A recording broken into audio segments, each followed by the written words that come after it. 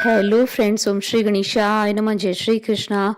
आप सभी का स्वागत है आपके अपने यूट्यूब चैनल पर। फ्रेंड्स, आज हम आपको इस वीडियो में बताने जा रहे हैं माघ पूर्णिमा का शुभ मुहूर्त, पूजा विधि, चंद्रोदय का समय, व्रत कथा, महत्व और उपाय के बारे में। फ्रेंड्स, वीडियो शुरू करने से पहले आपसे रिक्वेस्ट है, अगर आप हमारे चैनल पर नए हैं और आपने अभी तक चैनल को सब्सक्राइब नहीं किया है तो प्लीज़ सब्सक्राइब कीजिएगा चैनल को, साथ ही प्रेस कीजिएगा बेल आइकन को, जिससे नए वीडियो से रिलेटेड नोटिफिकेशन आपको तुरंत प्राप्त हो सके।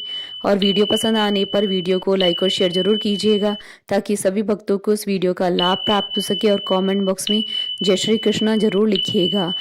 हिंदू पंचांग के अनुसार हर महीने की पूर्णिमा धार्मिक दृष्टिकोण से विशेष महत्व रखती है, लेकिन माघ मास की पूर्णिमा का विशेष धार्मिक महत्व होता है। धार्मिक मान्यता है कि इस दिन देवतागण पृथ्वी लोक पर भ्रमण करने के लिए आते हैं। इस दिन गंगा स्नान और दान का खास महत्व होता है। माघ मास के शुक्ल पक्ष की पूर्णिमा को माघी पूर्णिमा या माघ पूर्णिमा के नाम से जाना जाता है। साल 2023 में माघी पूर्णिमा 5 फरवरी 2023 को है। माघी पूर्णिमा के दिन गंगा नदी में स्नान करना शुभ होता है। मान्यता है कि इस दिन गंगा नदी में स्नान करने के बाद दान करने का विशेष महत्व होता है।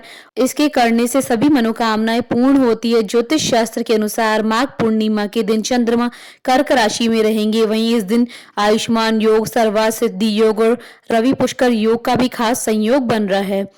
इस दिन व्रत रखने से चंद्रमा और माता लक्ष्मी जी की पूजा करने और सत्यनारायण भगवान की कथा का आयोजन कराने का विधान है। ऐसा करने से परिवार में सुख एवं शांति में वृद्धि होती है। माता लक्ष्मी की कृपा से धन और वैभव में बढ़ोतरी होती है और सत्यनारायण भगवान मनोकामनाओं की पूर्ति करते हैं। माघ पूर्णिमा पर माघ स्नान का विशेष महत्व बताया गया है। माघ माह में चलने वाला यह स्नान पौष मास की पूर्णिमा से आरंभ होकर माघ पूर्णिमा तक होता है। तीर्थराज प्रयाग में कल्पवास करके त्रिवेणी स्नान करने का अंतिम दिन माघ पूर्णिमा ही है। हिंदू मान्यताओं के अनुसार माघ स्नान करने वाले मनुष्यों पर भगवान माधव प्रसन्न होते हैं तथा उन्हें सुख, सौभाग्य, धन, संतान और मोक्ष प्रदान करते हैं। मघा नक्षत्र के नाम से माघ पूर्णिमा की उत्पत्ति होती है। मान्यता है कि माघ माह में देवता पृथ्वी पर आते हैं और मनुष्य रूप धारण करके प्रयाग में स्नान, दान और जप करते हैं। इसलिए कहा जाता है कि इस दिन प्रयाग में स्नान करने से समस्त मनोकामनाएं पूर्ण होती है और मोक्ष की प्राप्ति होती है। शास्त्रों के अनुसार यदि माघ पूर्णिमा के दिन पुष्य नक्षत्र हो तो इस तिथि का महत्व और भी बढ़ जाता है। इस दिन की पूर्व संध्या पर पवित्र नदी में स्नान करना शुभ माना जाता है। इसको लेकर मान्यता है कि इस दिन दान पुण्य करने से व्यक्ति को पापों से मुक्ति मिलती है। माघ पूर्णिमा के दिन भगवान विष्णु और हनुमान जी की पूजा की जाती है। मान्यता है कि इस दिन भगवान विष्णु की पूजा करने वाले भक्तों की सभी मनोकामनाएं पूर्ण होती है। इस दिन लोग पवित्र नदियों के तट पर सुबह सुबह स्नान करते हैं। इसके बाद माघ पूर्णिमा के व्रत के नियमों का पालन करते हैं। मान्यता है कि इस दिन भगवान विष्णु की पूजा मंदिर में या अपने घरों में करनी चाहिए। विष्णु जी की पूजा पूरी होने के बाद भक्त सत्यनारायण कथा का पाठ करते हैं। सत्यनारायण कथा का वीडियो आप देख सकते हैं हमारे चैनल पर। इसका लिंक आपको डिस्क्रिप्शन बॉक्स में भी मिल जाएगा। सत्यनारायण कथा के पाठ के बाद गायत्री मंत्र या ओम नमो नारायण मंत्र का 108 बार जाप करना चाहिए। अगर इस दिन आप गरीबों या जरूरतमंदों को वस्त्र दान करते हैं तो आपको लाभ मिलता है। फ्रेंड्स, अब आइए जानते हैं माघी पूर्णिमा की शुभ मुहूर्त के बारे में। हिंदू पंचांग के अनुसार इस बार माघ पूर्णिमा 5 फरवरी 2023 रविवार के दिन है।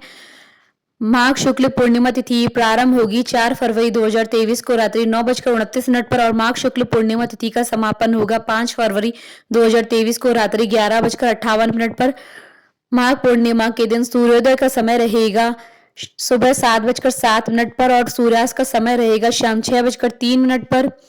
इस दिन ब्रह्म मुहूर्त रहेगा सुबह 5:23 से सुबह 6:15 पर। अभिजीत मुहूर्त रहेगा दोपहर 12:13 से दोपहर 12:57 पर और विजय मुहूर्त रहेगा दोपहर 2:25 से दोपहर 3:08 तक और गोधूली मुहूर्त रहेगा शाम 6:01 से शाम 6:27 तक और रवि पुष्कर योग रहेगा सुबह 7:07 से दोपहर 12:13 तक और सर्वार्थ सिद्धि योग रहेगा सुबह 7:07 से दोपहर 12:13 तक। फ्रेंड्स, अब आइए जानते हैं माघ पूर्णिमा के दिन किए जाने वाले उपाय के बारे में। पूर्णिमा को माता लक्ष्मी जी की पूजा शाम के समय करने का विधान है। शाम को आपको माता लक्ष्मी जी की पूजा के बाद चंद्रमा की पूजा भी करनी चाहिए।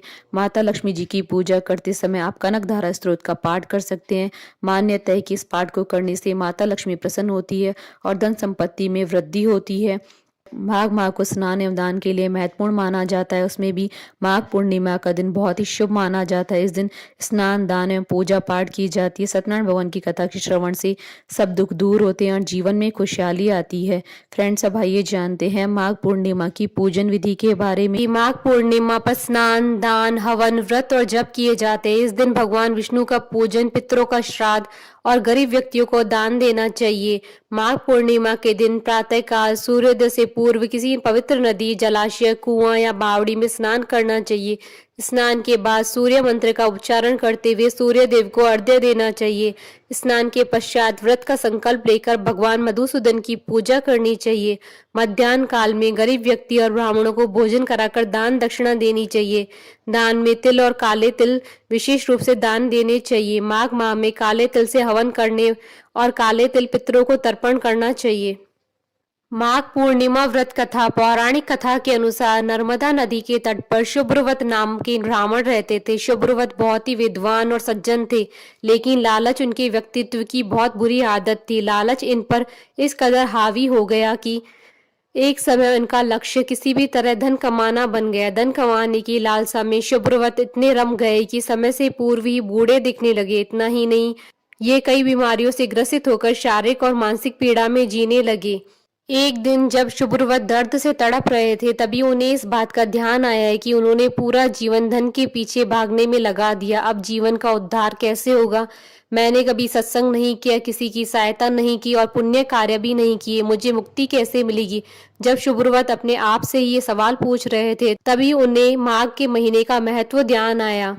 इस पर वह नर्मदा नदी में स्नान के बाद वहीं किनारे पर रहकर पूजा पाठ और ध्यान करने लगे। ऐसा करते हुए उन्हें अभी मात्र 9 ही महीने हुए थे कि इनका स्वास्थ्य बहुत अधिक खराब हो गया। शुभ्रवत सोचने लगी कि कोई पुण्य न करने के कारण अब तो उन्हें नरक की यातना भोगनी पड़ेगी। लेकिन मृत्यु के बाद उन्हें वैकुंठ धाम की प्राप्ति हुई। जब उन्होंने श्री हरि से स्वयं वैकुंठ मिलने का कारण जानना चाहा तो श्री हरि ने उनसे कहा, शुभ्रवत, मानव जीवन में कभी तुमने कोई सत्कार्य नहीं किया, लेकिन तुम अनिष्ट करने से भी बचे रहे। दूसरों को पीड़ा पहुंचाने का कार्य तुमने नहीं किया।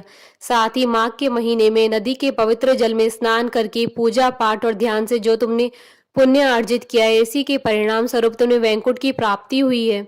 मान्यता है कि जो लोग पूरे माघ मास में व्रत नहीं कर पाते हैं, वह केवल पूर्णिमा के दिन व्रत करें तो उन्हें संपूर्ण माघ माह के व्रत के पुण्य मिल जाते हैं। बोलिए भगवान विष्णु, माता लक्ष्मी जी की जय, सनातन धर्म की जय। हमारे साथ इस वीडियो में अंत तक बने रहने के लिए आपका धन्यवाद। ओम श्री गणेशाय नमः। जय श्री कृष्णा।